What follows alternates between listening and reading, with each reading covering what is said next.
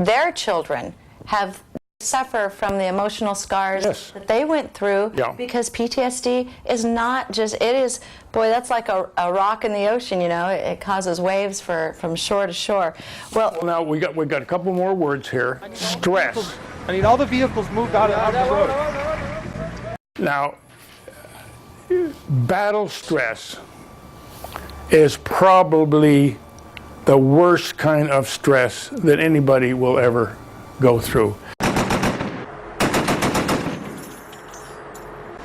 And I write in some of my articles, some of these people that are telling how wonderful they are about taking care of PTSD vets, all they have to do is go through one artillery barrage, one mortar barrage, even go through a indoctrination course under machine gun fire will curdle some of their blood and so forth. And of course, a PTSD disorder, it's a syndrome, because a whole bunch of bad things can happen to people that have PTSD, a whole bunch of them. So it's not one thing, and as you mentioned before, it could be 1 or 2, it could be 4 or 5.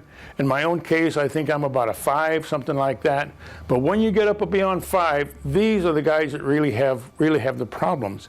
And I think one of the more outstanding things that I've read recently is that they estimate 50% plus of battle veterans turn into alcoholics. Right.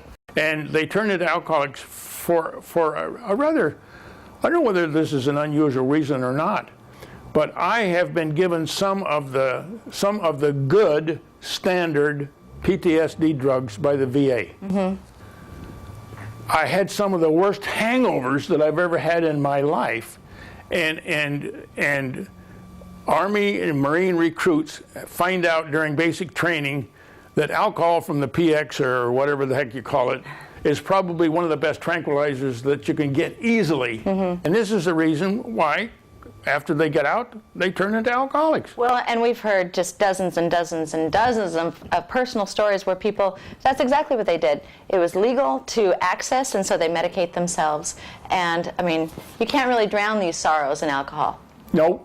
You know, it doesn't really affix them. Well, unfortunately, that's true. And I think the worst thing about it is that people who go to the VA for treatment for PTSD,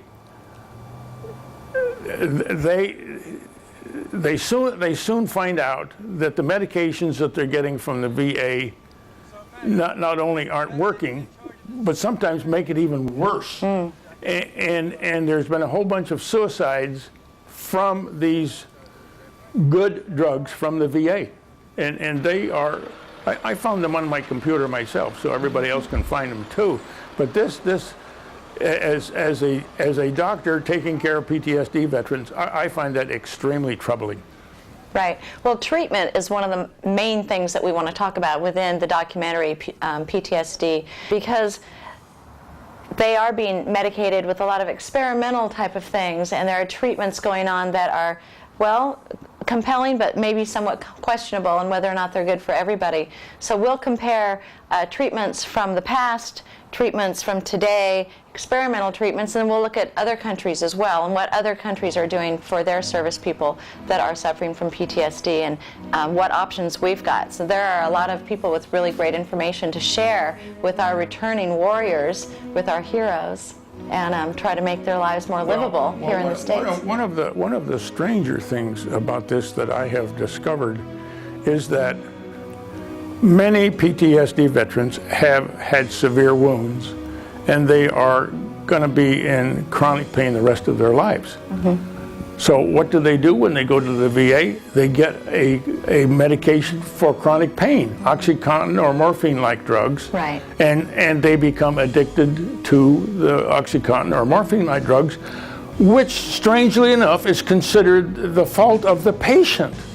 To be an addict. To become an addict, yeah. Well, prescription drugs are our #1 problem in the United States as far as addictions go. And how, if we can help prevent all these folks, or at least a small percentage of them, from falling into that trap, then we'll all be better off. Well, one of the things, as you know, I get a lot of emails.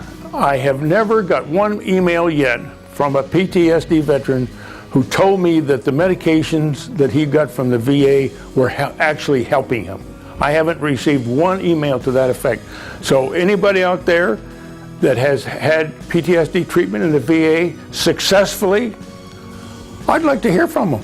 I really would. And if this isn't the man himself, maybe it's his wife or girlfriend or whatever. Let's hear it. But I haven't one yet, and I've probably fielded. Have I fielded over 1,000 emails? I haven't. Oh, absolutely. I fielded over 1,000 emails with comments and questions and so forth.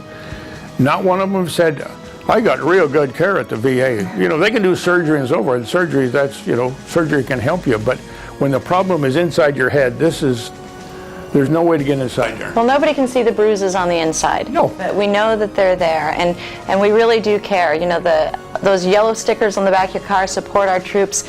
This is when it counts, when they need us the most. So if you can help out with War and PTSD, the documentary that we're producing, please let us know. You can send checks and money orders to salemnews.com, Post Office Box 5238, Salem, Oregon 97304, or donate via PayPal, either one. And we're very interested in hearing from you. Doc Leveque loves to hear from everybody regarding PTSD, and what are your stories and what were your successes, hopefully.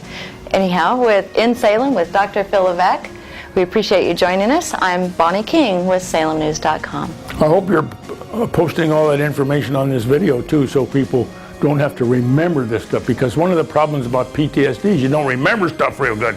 That's right. Except getting shot at. You remember that pretty good. Yeah, some things just come naturally. Yes. But yes, we'll make sure that information is available to you.